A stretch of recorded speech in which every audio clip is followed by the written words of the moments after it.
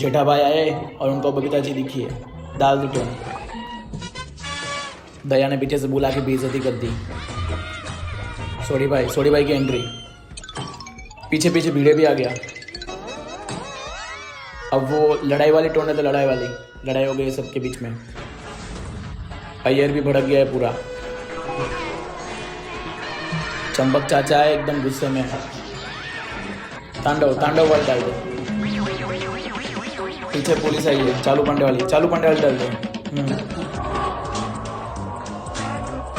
हाथी भाई की भी ट्यून डाल दे और पीछे पीछे डब्बों की भी ट्यून डाल देना।